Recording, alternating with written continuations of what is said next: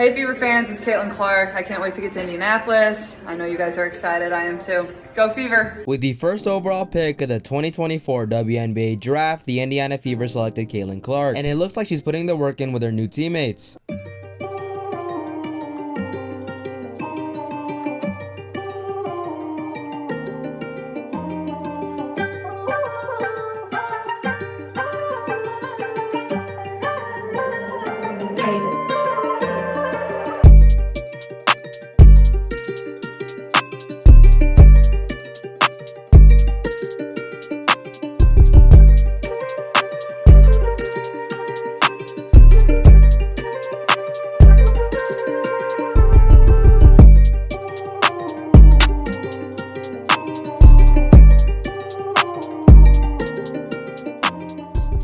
But the real question is, are these teammates even good? There's a reason why the Indiana Fever ended with the first overall pick. They are one of, if not the worst team in the WNBA. In today's video, I'm going to recap the whole team and see how Caitlin Clark fits. Before we dive in, a very quick recap of the Fever's moves this offseason. Firstly, they signed free agents Katie Lou Samuelson and Demiris Dantes to 2-year contracts. Katie Lou was a solid player for the Sparks, but she wanted to change the scenery, so she went to Indiana. While on the other hand, Demiris is a vet, getting drafted in 2012 with the 12th overall pick. Katie Lou will most likely start, while Demiris will come off the bench. The next thing I want to talk about is that they bought out Victoria Vivian's final year of her contract. The Fever obviously needed money for their new draftees, but she was a solid player, averaging 8 points, 3 rebounds, and 2 assists. And the last move the Indiana Fever made was in the draft when they selected Caitlin Clark, Celeste Taylor, and Leilani Carrera. But now it's time to talk about the complete roster for the Indiana Fever. But we also have to note that each WNBA team can only select 12 players for the active roster. I'm just gonna go through each name, but the first person I want to go ahead and talk about is Aliyah Boston, the 2023 Kia Rookie of the Year. If you're an incoming Indiana Fever fan, you have to watch out for her. She was the first overall pick in the 2023 WNBA draft. In 2022, Aliyah Boston in South Carolina won the NCAA championship, and she won Most Outstanding Player. And she decided to stay at South Carolina for one more year to try to get back-to-back championships, but that eventually didn't work because she got stopped in the Final Four by Caitlin Clark. And with Caitlin Clark and Angel Reese not entering the draft, she obviously became the first overall pick. As for her rookie season in the WNBA, she started all 40 games and averaged almost 15 points, 8 rebounds, and 2 assists. She was also solid on the defensive end, averaging 1.3 steals and 1.3 blocks in 31 minutes. Whenever you watch Boston play, she always makes an impact. Whether that would be getting layups or getting rebounds, she really does it all. For all you new Fever fans, this is a duo you have to watch, Caitlin Clark and Aliyah Boston. And I know in the eventual future, they will win a championship together. The next key player I want to talk about is Erica Wheeler. Last year, she played every single game for the Indiana Fever, averaging 10 points, 3 rebounds, and 5 assists. She also isn't bad on defense, averaging a steal, but the only downside to her is the turnovers. She's shooting 40% from the field, 31% from 3, and 88% from the free throw line. But unfortunately for Wheeler, Caitlin Clark just got drafted, and she will take her spot in the starting lineup. This team will be very well-rounded as she comes off the bench. NaLyssa Smith is another name that you have to watch out for. She was the second overall pick in the 2022 WNBA draft, and she has lived up to expectations. Last year, the forward averaged 16 points per game, 9 rebounds, and 2 assists. She's really a force in the paint, and she can be a very good player alongside Aliyah Boston and Caitlin Clark. She's very consistent, but some nights she can really pop off. In an overtime win against the Dallas Wings, she dropped 30 points, 5 rebounds, and 1 assist. If you're a basketball fan that likes post-ups and easy layups, I think that you should watch her. And just recently, the Fever exercised the 4th-year option in Smith's rookie style contract. This wasn't really a surprise though, because they can get her for very cheap, as she's averaging almost 15 points and 9 rebounds. One of the things that's negative about her is her injury history. The 23-year-old dealt with a foot injury last year that forced her to miss 9 games. But overall, she is a great player, and I know she's going to be starting for this lineup this year. Kelsey Mitchell is going to be the 3rd star on this team. She plays shooting guard, and she's going to round out the duo of Caitlin Clark and Aliyah Boston. She played 34 minutes per game, averaging 18 points, 2 rebounds, and 3 assists. Mitchell averaged a team high 18.2 points per game last year while appearing in every single matchup. You could even make the case that she is the star on this team right now. Mitchell can get to a bucket every single time, and she can knock down the 3 and get easy layups. She has amazing shooting split, shooting 44% from the field, 40% from 3, and 82% from the free throw line. But terrible news has just came out for Fever fans. Mitchell will be sidelined to begin training camp due to a left ankle injury. It's unclear when Mitchell sustained her injury, and the severity of the issue isn't yet known. However, she'll miss at least some time to begin training camp, and at the worst, she's gonna miss 2 preseason games. The next player I want to talk about is the guard off the bench, Lexie Hull. In 2023, she started almost every single game, but she only averaged 5 points, 3 rebounds, and 1 assist. And at worst, she takes care of the basketball, only averaging 1 turnover. Hull will obviously come off the bench, competing with Erica Wheeler and Kelsey Mitchell for minutes. The last player I want to talk about is Grace Berger. After a slow start to her rookie year, Berger carved out a role in mid-July and never let go. Over the final 21 games, she averaged 6 points, 2 rebounds, and 2 assists. I want you guys to watch out for her because she's only a second-year player and she can grow. But for new incoming Fever fans, let's talk about the good. Is it cliche to say that just about every everything is going good, the Fever have oceans of cap space, even after heavily overpaying on some of their contracts. They also happen to have the most talented young group in the league. Like, the mix of Caitlin Clark, Aaliyah Boston, and Celeste Taylor is no joke. Sure, they have to make some cuts in training camp, but this team is overall well-rounded. Some teams around the league are panicking because they don't have enough money to sign their players. But for the Fever, there's no such thing. The future for this team is incredibly bright right now. But now I want to talk about Caitlin Clark and her fit with this team. And videos have been taken that she's been practicing literally 2 days after the draft.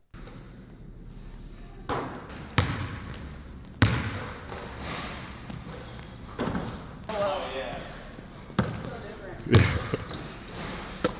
a fan of them.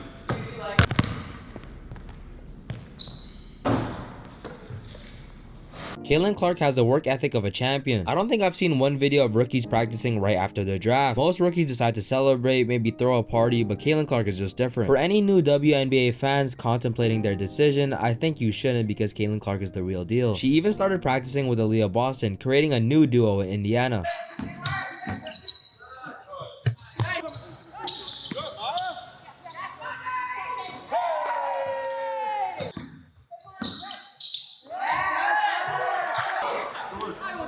Clark and Boston already have the chemistry. Together, the new duo worked on handoffs, pick and rolls, and overall scoring. But here's what the duo really thinks of each other. The thing I love about Aaliyah is, like, she just works so hard, but she's just a great person.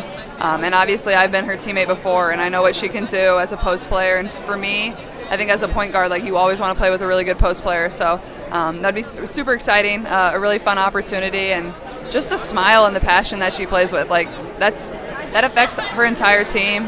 One of the brightest young stars in this league, so it would be special. She said she's looking forward to your passing, so we're going to see some time. Of course. She's got pretty good hands, so yeah. Yeah, I'm not going to be selfish, but definitely her ability to pass that ball. I mean, I don't mind taking some passes from her, but I just think the excitement of just playing with her, being able to understand how she plays, what she likes to do, and vice versa for me. But I also think just everyone else on our team just being able to continue to build that chemistry, especially if we were to bring in Caitlin, with her ability to pass the ball, with her ability to just read the floor, and also knock down the three. I mean, you can't ever take that away from her, just her ability to shoot the ball. And so I think it's just going to be a different variety of stuff that we can figure out how to do. If I was a Fever fan, I'd be ecstatic right now. The two best women's basketball players from the last 2 years at college are now reunited, and they really love each other. Clark and Boston will absolutely dominate the WNBA. But let's see what the Indiana Fever fans think of Clark.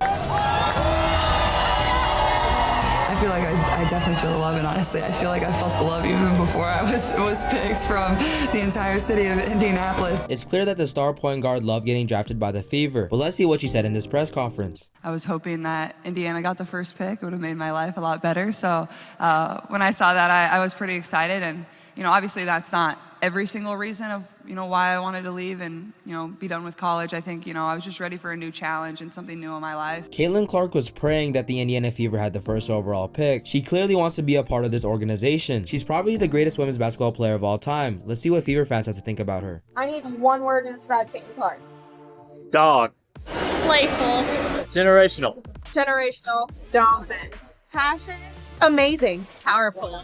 Historical. Legendary. Ready. Explosive. Badass. Indiana. Awesome. Amazing. Amazing. Extraordinary. At this point, Caitlin Clark has won over the hearts of all of America. She's probably the greatest shooter on earth, right behind Steph Curry, and I think that she can really make an impact. But for Indiana Fever fans, Clark isn't the only rookie to watch out for. There's a new girl on the block that goes by the name of Celeste Taylor. The Indiana Fever select Celeste Taylor, Ohio State University. I just take a lot of pride in the journey.